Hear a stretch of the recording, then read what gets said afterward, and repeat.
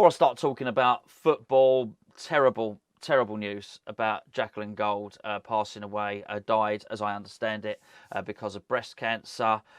Only 2 or 3 months after her dad died away. I mean, it's difficult enough for any family to deal with one bereavement, never mind two. I feel terribly sorry for them. I didn't feel right to upload yesterday because I hadn't sort of formulated what I wanted to say. I just felt wrong to sort of talk about football, particularly as I only wanted to upload yesterday, have a moan about West Ham, and it just sort of felt a little bit insignificant, really. So, massive sympathies go out to the family. Dan Cunningham, of course, is Jacqueline's husband.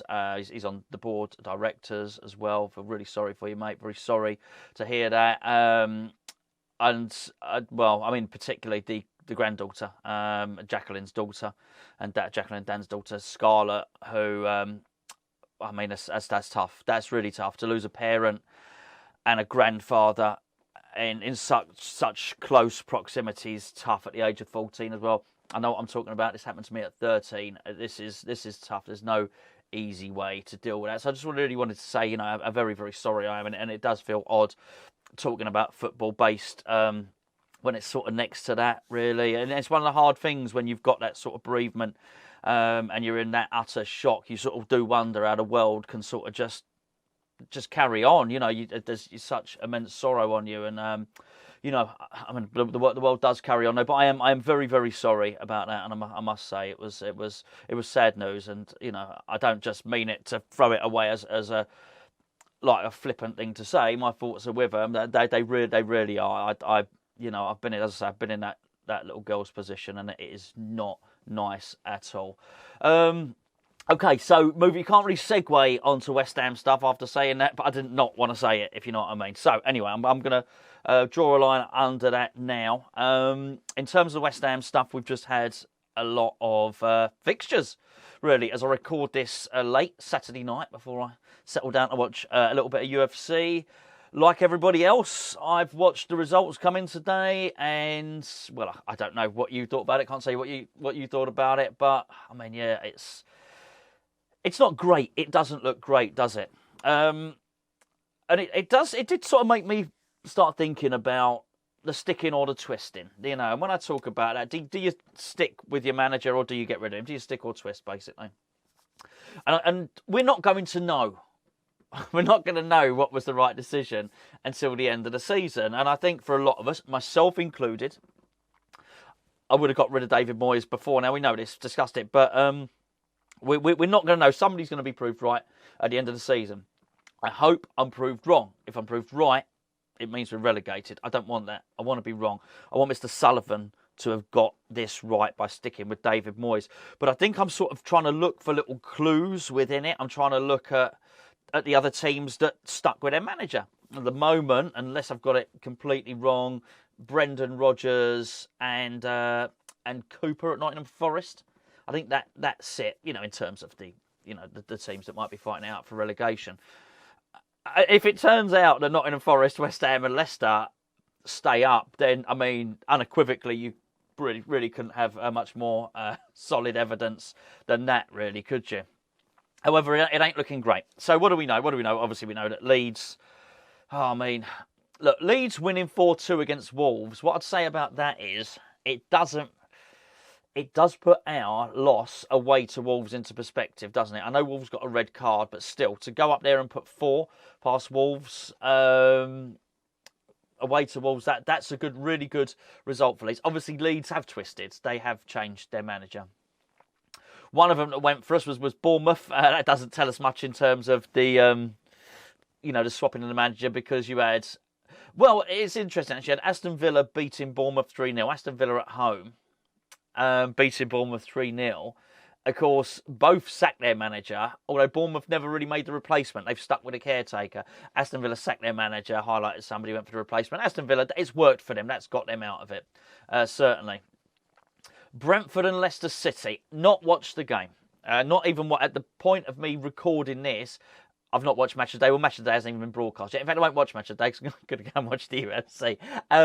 But I'll catch up with it. I'll catch up with Match of the Day in the morning, so I will watch it. Brentford got a red card as well, but 1-1 for them. I think the big one really was Southampton and Tottenham. 3-3. And it was at St Mary's. And as I understand it, Southampton were trailing. I was sort of had this on my phone, not watching the game. You pin the scores to your phone, and the scores are sort of coming through. So that was really interesting. What went for us was Newcastle beating Nottingham Forest. That was good, particularly Nottingham Forest at home. Okay, that's good. The one that was a real kick in the teeth, I think, was Everton getting a draw away to Chelsea at Stamford Bridge. Yeah, that's tough. And you talk about this sticking or twisting and the manager uplift of it. Has that worked? Maybe that will work. Let's look at the table now. Now, today, Crystal Palace are going to be playing. Here's the interesting thing about Crystal Palace. I think Crystal Palace playing Arsenal today. Yes, indeed, they are. Yeah, 2:00. Today, not today as I record it. Today as you watch this on a Sunday. Then Crystal Palace have got their next 6 games after that. I looked earlier on. Their next 6 games are all sort of they're us, they're Leicester, they're Everton, they're Wolves, Southampton as well. Those are Crystal Palace's next few games. It's fascinating what Crystal Palace have done with Vieira. When Crystal Palace initially sacked Vieira, okay, I mean, I wasn't surprised. I'm not surprised at anyone. The only club that it would surprise me if they sacked their manager would be West Ham. If West Ham sacked their manager, it's the only thing that would surprise me, because I just don't think David Sullivan wants to do it. But looking at what's happened with Vieira, I don't know. Would he, with those 6 games coming up afterwards, all winnable games for Crystal Palace, would he have been able to keep them up? I guess we'll never know. I've heard it mocked. Basically, here's what I understand happened with the Crystal Palace one, which is they wanted Michael Carrick. Now, I have to say, Crystal Palace had gone out and got Michael Carrick, there'd have been absolutely no reason why we couldn't have gone and got him. And that would annoy me if that was the case. But it looks like that's not happening. And not because they haven't approached him. So I can only assume they've approached Michael Carrick and he said, no, I want to stay at Middlesbrough. If that's happened, then fine, I sort of understand it. In which case, and I think he should stay at Middlesbrough, by the way. I don't think he should join a relegation threatened team. I think he's doing his reputation the world of good staying where he is at the moment. And I would really like him at West Ham. I am under the impression that almost anybody would come in now and do a better job than David Moyes. I really do. I think handing over the keys to Kevin Nolan, I think would be better than having David Moyes. So, okay, so anyway, those are my opinions on that. In terms of Crystal Palace, it looks like they can't get Carrick, so they might look to reappoint Roy Hodgson. I've seen a lot of people laughing at that, and I just don't think anyone's in a situation to laugh about it without prior knowledge of the results, because you just don't know. I looked at Hodgson, and I've got to say, when I saw that they might appoint Hodgson, I didn't laugh. I didn't laugh at all. And I'll tell you why. Hodgson kept them in the league for a long, long time. My best mate is a Crystal Palace fan. So I understand all about the Crystal Palace fans getting frustrated with Hodgson and his style of football, pragmatic style of football. I get it. I get it. Of course I do. Look at the tosh that gets served up sometimes by David Moyes. But he did keep them safe. And up to the point where Hodgson got sacked, in my lifetime, the longest run that Crystal Palace had in the Premier League was under Roy Hodgson. So they might have got bored of it. It might have been crappy old football, but it worked, didn't it? He was a great one at putting round pegs in round holes. Fast wingers, really hard working in the middle of the pitch. Get the ball over. He kept it tight at the back. It was all about width. It was all about pace. You might not have liked it. Palace fans might not have liked it, but it worked. And in many respects, he did counter-attack, but my word, he had fast, skillful players in there, so as when they did counter-attack, they'd really get at the opposition, and it would be enough to keep them in the league each season. So when I heard they might reappoint Roy Hodgson, I didn't start laughing and cheering, come on, that's terrible. I looked at it, I thought, well, he's probably got enough about him to keep him up.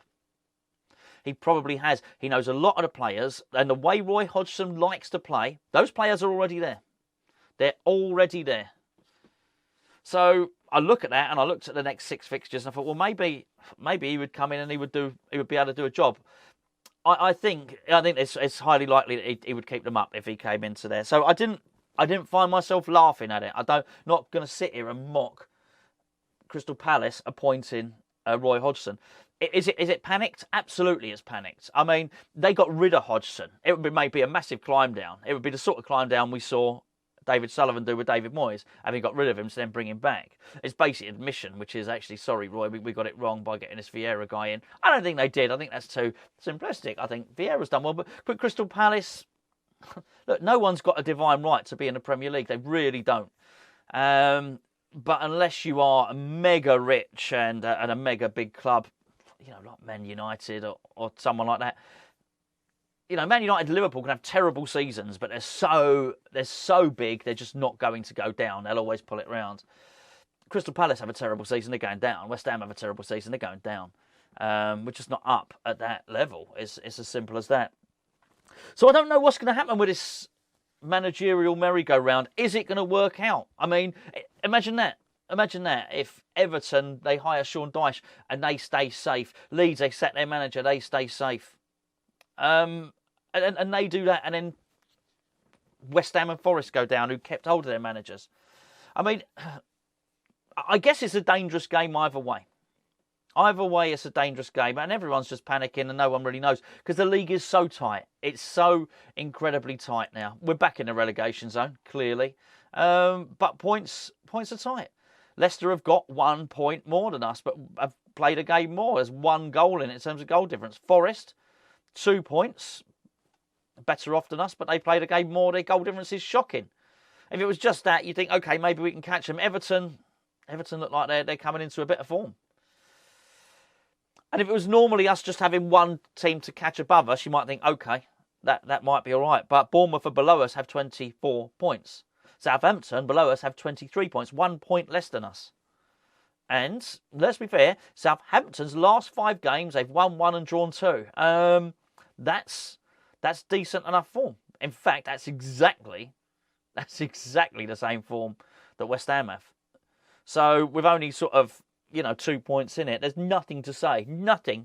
There's no guaranteed evidence that we are going to finish above Bournemouth or Southampton. There's really not. There's no evidence that we're going to finish above any of the others ahead of us. It's tough. It's tough, and it's from Crystal Palace down. And you better believe it's from Crystal Palace down, who basically are we're only 1 win away from Crystal Palace. And that's why. Look at Aston Villa. It's amazing looking at the league. Aston Villa, 11th place on 38 points. Probably mathematically safe already after 27 games. What a great appointment that was, Unai Emery. Just did it, didn't they? Got rid of Gerrard, and they just did it. And we don't know. This is the point. We don't know what works yet. Keeping your manager or sacking your manager. Do you know what I think it is? I think it's sort of strap yourselves in and not enjoy the ride. You're not going to enjoy it. I don't like roller coasters, right? But I've been strapped in one many times. I don't enjoy it. You're just there and you're just thinking, when is this going to... Oh, crikey. When is this going to end? That's where we are at the moment. We're strapped in for a ride. We are not in control. It's not a car. It is a roller coaster. A lot more downs than ups, it seems. I guess we get the ups in Europe and then the downs in the league. I was going to say Downs in the league. Old Flynn Downs, I bet he wishes old Downs was in the league. Like to see him utilised more, has to be said. Anyway, that's that. It's just a little brief appraisal of what I've seen. I guess Crystal Palace lose against Arsenal today, don't they? If they don't, imagine if Crystal Palace don't lose to Arsenal today. Then actually sacking Vieira was enough, wasn't it, really? Then just, whatever the caretaker manager, is it Sean Derry maybe coming in? I don't know. I've not really been following it. I've been sort of gallivanting and travelling around the past couple of days, so I've not had my ear to the ground with this stuff. But there we go. I'll tell you what, it is going to be a squeaky old bum couple of weeks at West Ham United.